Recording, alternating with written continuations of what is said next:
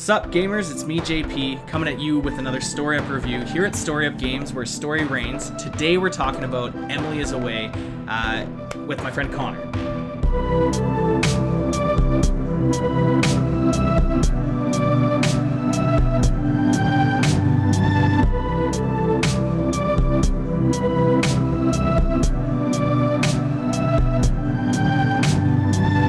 I played Emily is Away back when it came out November 2015, and Connor played it for the first time today, and I'm really curious what he thinks about the game, because for me, the reason I got into it is because I was really into MSN Messenger when I was a teenager, and this game is a text-based messenger client simulator type game, so for me, there's a whole lot of nostalgia factor there. But for Connor, he really wasn't into that kind of stuff when he was a teenager, so I wanted to know what he thought. So Connor, what did you think of the game?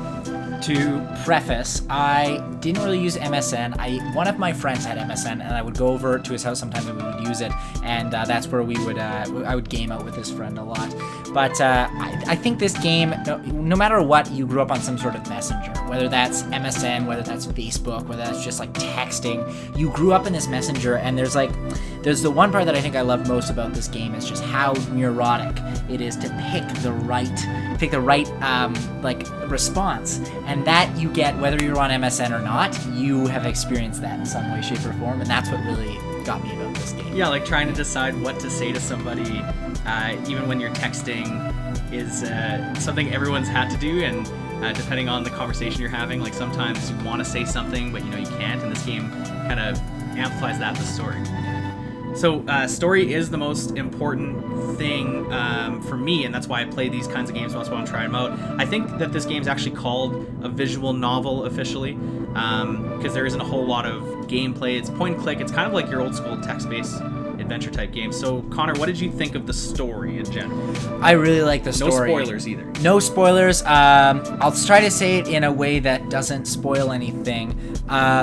You're taken through several different interactions. Maybe I don't think that's spoiling it too much, but it really does. You do get a sort of a peek of the story each time, and more is revealed, and you get some option of where to steer it.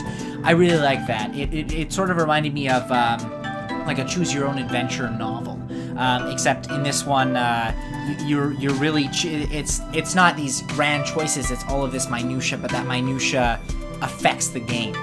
And you get these you get some messages at the bottom. I won't spoil what they say, but if you select certain options, there will be a message at the bottom that sort of reminds you of the gravity of that choice, which was something that it's very interesting, because you sort of judge yourself in the moment, but to have that screen almost judge you back, it's different.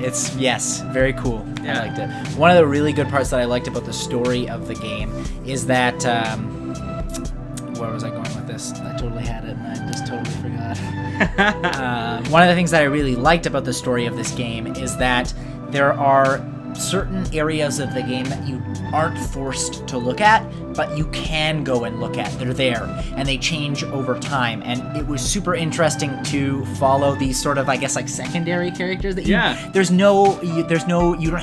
don't need to know what these other characters are up to, but it gives you the option. And I found that almost like a little Easter egg, but also like it immersed me in the story that much more, and I think that was one of the really powerful parts of this game.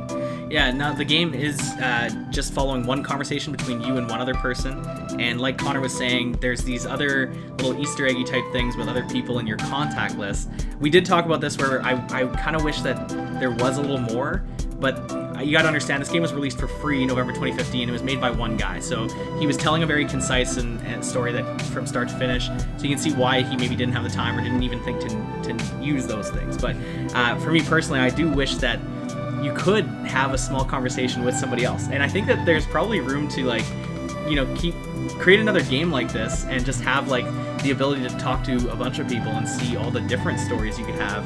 Yeah, I think people would be really into it too, because this one conversation is so good that just being able to have that nostalgia trip for some of us, or like experience those situations again, would be a lot of fun. Mm-hmm. And choosing who to talk to, that would be a really cool thing for a sequel or whatever to this game. It was cool to have this one conversation, but if you're able to have like multiple conversations and decide who you want to be talking to at each point. I think that would be it would be much more complicated. But again, the story would just be that much more like choose your own adventure broad. It would be a much broader story.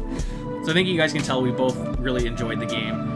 Like I said here at StoryUPGames, we don't give scores, we just tell you if the game's worth your time from start to finish. So this game, Emilia's Way, takes about 45 minutes to 1 hour to play. It's a really quick experience, and for that reason alone, it's worth playing. But the story's actually really good, so I highly recommend it. Connor, what do you think? 100%. It's a very short game. This is better than some books that I read. I love reading, and if a game in 45 minutes to an hour can hook you and like make you feel deep personal things and like think about everything over again and really like reflect in this way, 100%. Like the story in this game was awesome, totally worth your time. And there is some replayability, like I said.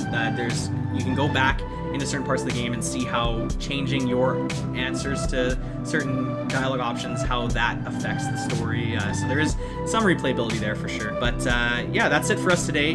We'll be back again soon with another story to review.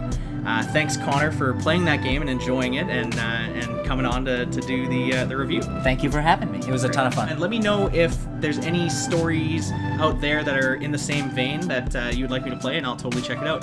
Thanks again. We'll catch you on another time. That's it.